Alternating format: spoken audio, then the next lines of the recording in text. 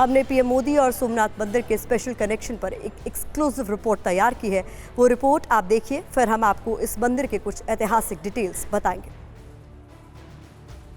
रथ पर सवार लालकृष्ण आडवाणी, रथ यात्रा में अगली कतार में नरेंद्र मोदी। 32 साल पहले की अयोध्या राम मंदिर रथ यात्रा के आगाज की यह तस्वीर हिंदुस्तान की राजनीति में आज भी प्रासंगिक है। इसके सियासी मायने हैं, सियासी संदेश है। साल 1990 में जब बीजेपी राष्ट्रीय राजनीति के आसमान में चमकने का सपना देख रही थी, तब भी सियासी शंखनाद के लिए भगवान भोलेनाथ की पवित्र भूमि सोमनाथ को चुना था। 32 साल बाद आज फिर इतिहास दोहरा रहा है। गुजरात चुनाव के आगाज से ठीक पहले पीएम मोदी ने फिर सोमनाथ को चुना है, जो बताता है कि शिव भक्त मोदी का सोमनाथ के साथ रिश्ता कितना पुराना है। राम जन्मभूमि रथ यात्रा के संयोजक थे प्रधानमंत्री नरेंद्र मोदी उस वक्त, और बताया जाता है कि जो रथ यात्रा हुई उसी के परिणाम स्वरूप गुजरात में भारतीय जनता पार्टी का अभ्युदय हुआ और भारतीय जनता पार्टी की सरकार बनी। लेकिन तभी मुख्यमंत्री केशुभाई पटेल बने। उसी समय जब गुजरात में भयानक भूकंप आई, तो भूकंप के बाद तत्कालीन प्रधानमंत्री अटल बिहारी वाजपेयी ने नरेंद्र मोदी को दिल्ली बुलाया और उसके बाद प्रधानमंत्री के तौर पर अटल बिहारी वाजपेयी ने उन्हें बोला कि आपको गुजरात की कमान संभालनी है, और फिर नरेंद्र मोदी गुजरात के सीएम बने और वहां से लेकर पीएम तक का सफर तय किया। गुजरात विधानसभा चुनाव के लिए पीएम मोदी मैदान में उतर चुके हैं। वापी से चुनावी बिगुल फूंक चुके हैं। लेकिन 2 दिन के पीएम मोदी के दौरे का सबसे अहम हिस्सा है सौराष्ट्र,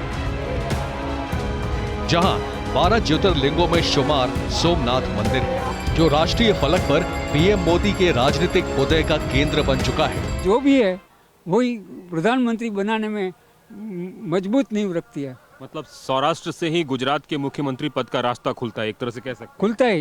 खुलता ही है। तो सौराष्ट्र के जो नींव रखी जाती है वो उत्तर गुजरात, मध्य गुजरात सब थोड़ा थोड़ा आगे बढ़ाता है और वहाँ से उसका रास्ता आसान हो जाता है। रविवार को पीएम मोदी के सुबह करीब 10 बजे सोमनाथ पहुंचने का कार्यक्रम है।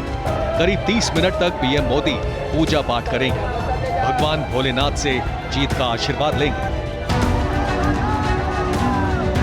सोमनाथ मंदिर में शिव साधना के बाद पीएम मोदी सौराष्ट्र में चुनावी हुंकार भरेंगे, 4 जनसभाओं को संबोधित करेंगे। पीएम मोदी को जब भी मौका मिलता है सोमनाथ के द्वार जाते हैं, शिव शंभू से आशीर्वाद लेते हैं, तिलक त्रिपुंड के साथ सोमनाथ में शिव साधना में लीन हो जाते हैं। सोमनाथ से पीएम मोदी के खास लगाव की सियासी वजह है। गुजरात विधानसभा चुनाव के पहले चरण में 1 दिसंबर को सौराष्ट्र में मतदान होना है। सौराष्ट्र की 53 सीटों पर सीधा प्रभाव है। सोमनाथ से पीएम मोदी के लगाव को ऐसे समझिए। पीएम मोदी सोमनाथ ट्रस्ट के अध्यक्ष हैं। पीएम मोदी सोमनाथ मंदिर का प्रबंधन संभालने वाले न्यास के अध्यक्ष भी हैं। वो इस पद को संभालने वाले पूर्व पीएम मोरारजी देसाई के बाद दूसरे प्रधानमंत्री हैं। पीएम मोदी सोमनाथ में कई परियोजनाओं का उद्घाटन कर चुके हैं, जिनमें सोमनाथ समुद्र दर्शन पैदल पथ का निर्माण, सोमनाथ प्रदर्शनी केंद्र और नवीनृत अहिल्याबाई होलकर मंदिर का परिसर का निर्माण शामिल है। पीएम मोदी सोमनाथ मंदिर के ठीक सामने एक पार्वती मंदिर की भी आधारशिला रख चुके हैं, जिसे दिव्य और भव्य बनाने की तैयारी है। भंडार खुल जाते हैं। पिछले कुछ समय से जिस तरह यहां एक के बाद एक विकास कार्य हो रहे हैं, ये सोमनाथ दादा की ही विशेष कृपा है। मैं इसे अपना सौभाग्य मानता हूं कि सोमनाथ ट्रस्ट से जुड़ने के बाद मैं इतना कुछ होते हुए देख रहा हूं। गुजरात पीएम मोदी का सिर्फ गृह राज्य नहीं है, बल्कि राजनीति की पहली प्रयोगशाला है, जहां से उन्होंने सत्ता के शिखर तक का सफर किया है।